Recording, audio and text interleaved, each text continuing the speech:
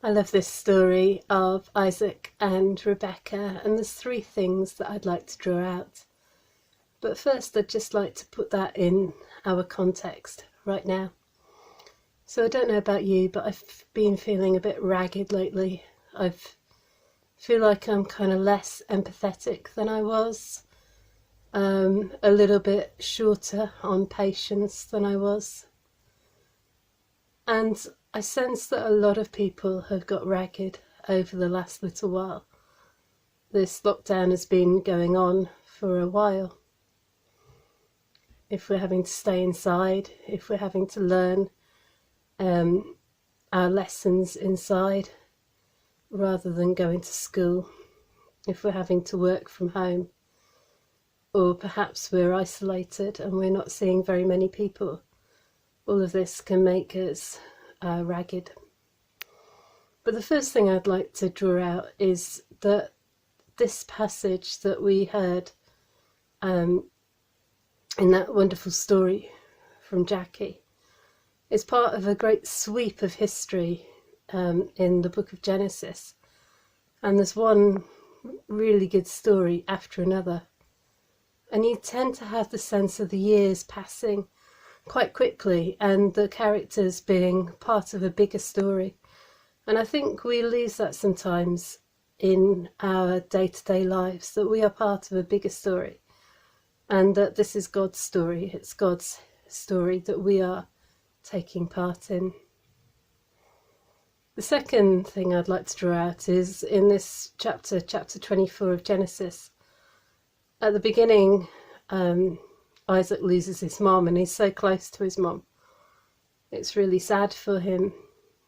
And yet by the end of the chapter, he's got married and Rebecca is bringing him comfort.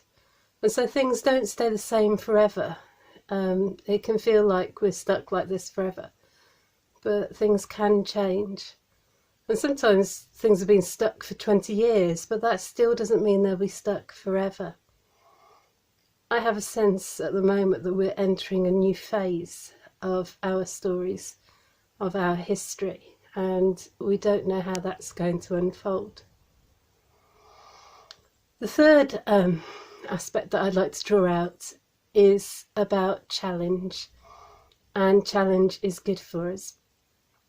So in this story, the servant has this amazing challenge. He has to find a wife for Isaac. How on earth is he going to do that?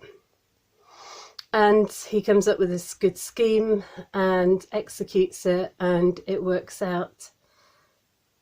And I imagine for the rest of his life he was walking a little bit taller because he took that challenge. Now, so often I get this wrong. I didn't realise until just recently when I did a project on clergy wellbeing how good challenge is for us. I assumed that we got stressed because we had too many things on, but that's not true. What I discovered is that it's like a seesaw. On one side there's support, and on the other side there are challenges. And we need challenges to be well. We need to be doing new things, trying difficult things, trying things that we think are too hard for us.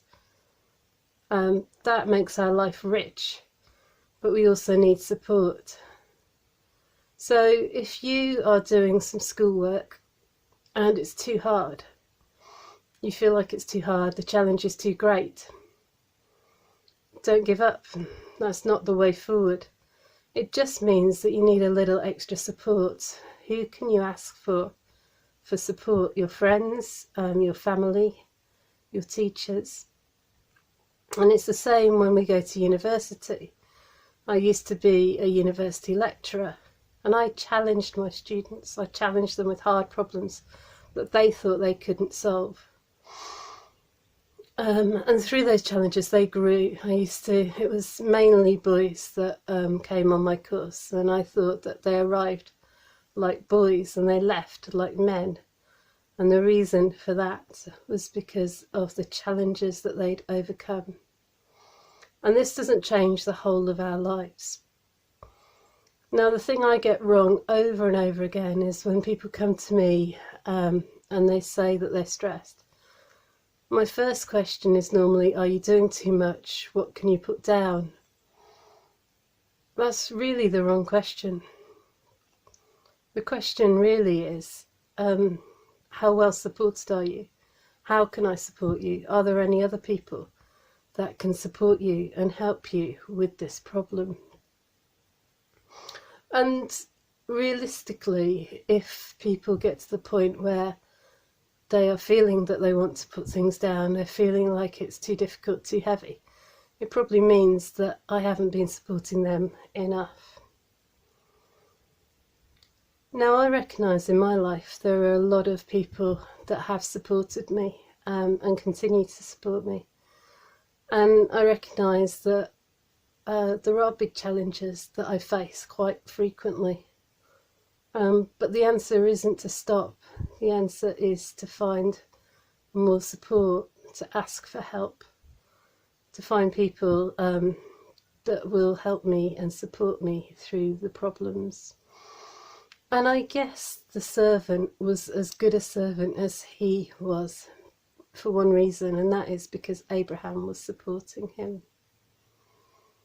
So not only do we need to find support when we're facing big challenges, I think the other thing we need to do as Christians for each other is give support. Maybe choose 5 or 6 people to support, to mentor, to help, to be there when they're feeling low, when they're feeling like they can't manage the challenges, to say, I'll help you. What do you need? Can we talk this through? It's been my experience that those people that I've supported have just grown in confidence, and that's an amazing and beautiful thing to do. So even in these times when it is challenging, even when we're ragged, I think we need to press on. We need to face these challenges head on, and we need to support each other. Amen.